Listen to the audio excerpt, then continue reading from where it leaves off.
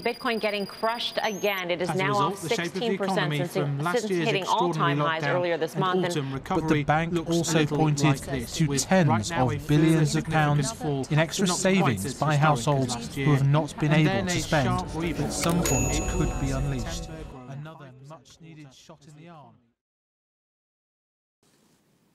Assalamu alaikum, and welcome to another episode of Focus on Finance. Today, we're talking about global business. Joining me in the studio is Mr. Shahique Bhunnoo, who's an accountant by profession, the chairman of Mauritius Finance, and also the managing director of a company that works in global business. Assalamu alaikum. Wa alaikum salam, Shafique Sahib. Glad to be here with you today. Glad you are here. Glad you're joining us on the program once again. So today we're talking about your day-to-day job, global business. What is global business? Global business is basically the term used for business done within a country for clients that are based outside the country.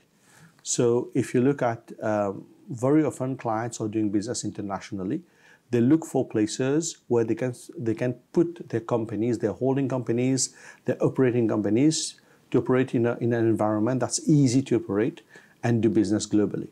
And the global business, what it enables, it gives that framework, that ability for people to set up in a country where basically you have an ease of doing business and you can operate internationally very easily. So the number of factors that come into place when finding a location to do global business, and Mauritius has been one of those locations where basically a lot of global business has been done for the past 30 years. So these are companies that are foreign companies, if we take Mauritius context. So global business would be the management of companies from abroad, but establishing a presence in Mauritius. Exactly. So basically they are clients who are based outside of Mauritius, who need a company in Mauritius to do business internationally. Okay.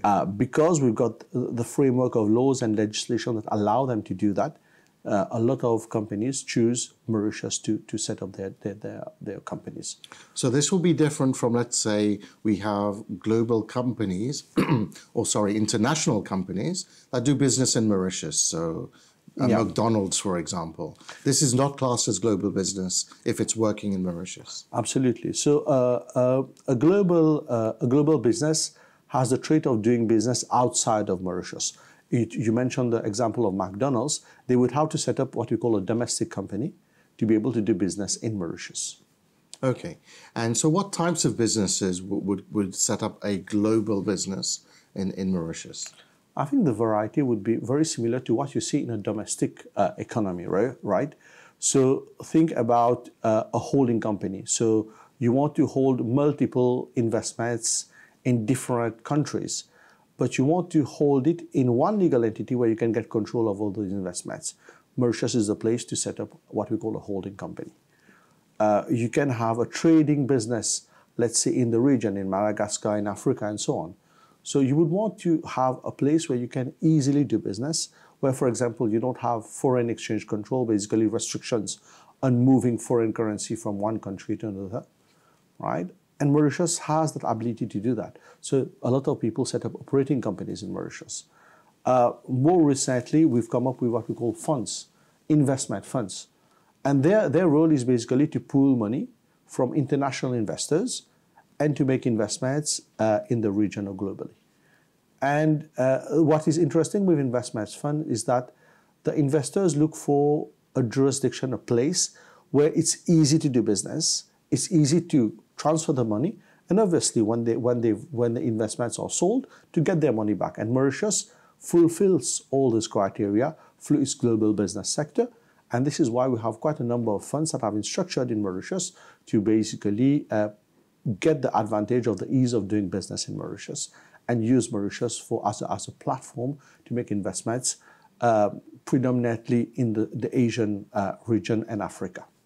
And where other countries in the world do global business, or do companies go and they have a choice to do global business?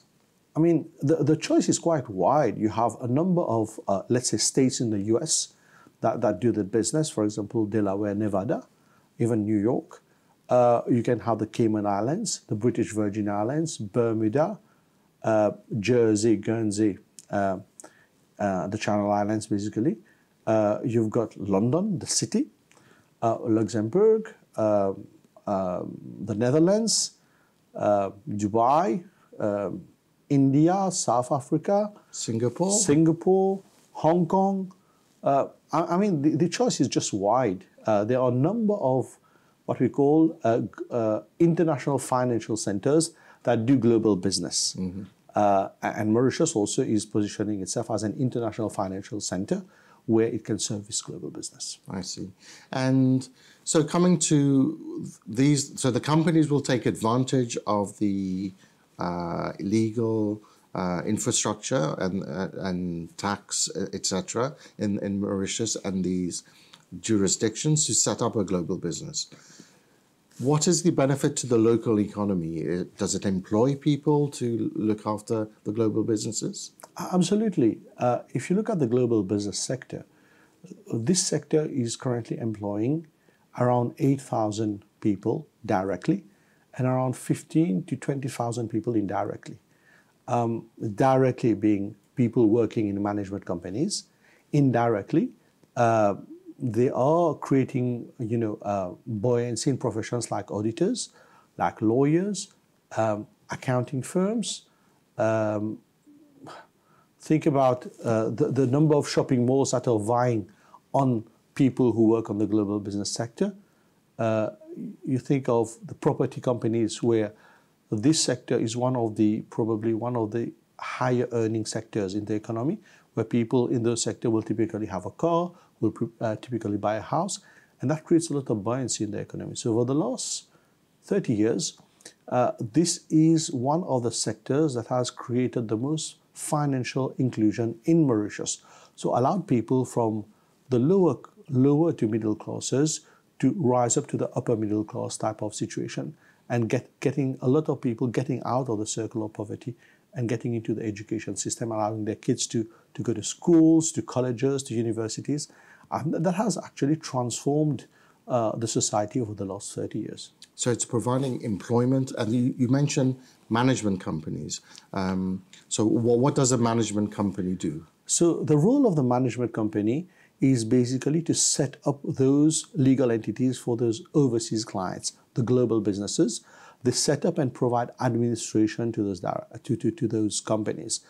And the way the law has been set up, those management companies are often seen as the extended arm of the regulators, who basically have an oversight, those management companies have an oversight on the operation and ensure that those companies or those clients are respecting the laws of Mauritius, ensuring they're not doing anything finicky, and also assuring themselves that whatever they are doing, they're respecting the different laws and regulations on a global basis also. So we need to understand that we are no more operating in local environment as a global business, we are operating globally. So there are regulations that bound those companies on an extra-national basis, and we need to ensure that those companies are fulfilling those requirements. And this is what management companies do. In a nutshell, they take care of the running of the, I would say, back office administration of the companies. And those clients, they just get on with doing their own, running their business, as we take care of the back office type of running of the companies. So that's interesting. So you'll be helping the international companies run the global business based in Mauritius. So what type of jobs would be available within the global within the market, the global business companies that are operating in Mauritius and the management companies? Are they the same, different? I mean, they are very much the same, because if you look at the skill sets that are required, I think it's quite diverse and varied. Very often, you would see people with legal background that would be employed, people with secretarial background, people with accounting background, people with science background, interestingly. Mm-hmm. And you can think about any education. At the end of the day, the global business sector is about running companies on a day-to-day basis, running businesses on a day-to-day basis. And so long the person has the relevant skill sets to learn and grow, most of the people will be successful. I have that, I'm fond of talking about this incident where we had one of our previous employees who was basically a BSc in agriculture. He is now running one of the very large outfits in Luxembourg. So to tell you that this sector provides opportunities for everyone who wants to take forward his career. And although there are advantages in studying finance, legal, or secretarial related, taking related those qualifications, this doesn't limit anyone who doesn't have those relevant qualifications to come into the sector and learn about the sector and grow in the sector. Right. And the range of companies that are taking advantage of the being a global company based in Mauritius, what industries are covered? Well, if you look at the gamut of industries that are covered, so the very basic ones, you will have the simple holding companies. They will holding operating companies. Let's say they are actually into real estate, infrastructure, commodity trading, imports and exports basically from one country to another. Then you go into renewable energy. Some are into microfinance in Africa. Some are into, I would say, pure investment funds. So their objective is to, they may be sector agnostic, and they may just invest into any opportunity that's in front of them that actually they can make money out of it. And we talk about value investors. They predominantly look at the value of the intrinsic company they're investing into and sitting on the investment for a long term and realizing the value of the company after a number of years. You have also the type of what we call hedge funds. Those are basically predominantly speculative type of funds. You have private equity funds who are type of early stage investors into businesses and help the businesses grow with a view to realizing a profit when those businesses become profitable. We have venture capitalists who basically are at a much earlier stage, and they take a lot of risk together with the promoters to bring businesses to a position where they can make quite a lot of money when they exit. So I think it is a wide variety of business that is present here. And if you look at any general economy, it will be quite representative of what you would expect to see in a global business sector. I think I'll be right to say that there has been some criticism about these international financial sectors, where some people have called them tax havens and ways for companies and wealthy individuals to evade tax. Is there any truth in this characterization? We need to look at everything through a specific lens. If you look at the development of all major economic powers today, every single one has been done through what we call a financial center. And that is the traditional way of attracting capital to a country. If you look at the UK, they had Jersey, Guernsey. If you look at China, it was Hong Kong. If you look at the state, it was Bermuda, BVI, Delaware, Cayman Islands. If you look at Netherlands, they had the Netherlands Antilles. They had themselves as a financial center. So there is a lot of, I think, misinformation around the role of financial centers. And to understand why a financial center exists is basically just bridges the gap between the providers of capital and the people who badly need capital. And the financial centers, the international financial centers, they provide that connect between the two. Mauritius has been doing that for India for 30 years. And we need to recognize that when that journey started with India, India was still at a very early stage of its development. It was still a third world country. And obviously, the investments that have come through Mauritius have tremendously helped India to build its infrastructure and attract more investments, not only from Mauritius, but internationally, because the country became more conducive to international investments. And I think when you look at it from the lens, a lot of the development that has happened, critical development that has happened in India, has been funded from Mauritius. So we need to understand where an international financial center sits and how it's basically benefited India. Now we talk about the tax aspect. And I think we need to also realize when investors make investments, they are all after returns. And when you're investing in a developing economy, there's a lot of risk. The risk is much bigger than investing in a normal developed economy. So when they have to be exposed to tax regimes in countries that are unpredictable, this causes a lot of challenges for them to make investment decisions because they don't know whether they will be able to get whatever returns in terms of investments or they're going to get that return, whether it's going to be shaved off 15, 20, 25, 30, 40% of tax. And basically, they can't build a business case for their investors.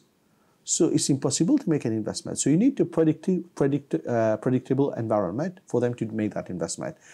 And what an international financial center does, the fact that it sits in the middle, it provides certainty through different mechanisms, including tax treaties that provide certainty of treatment in terms of capital gains.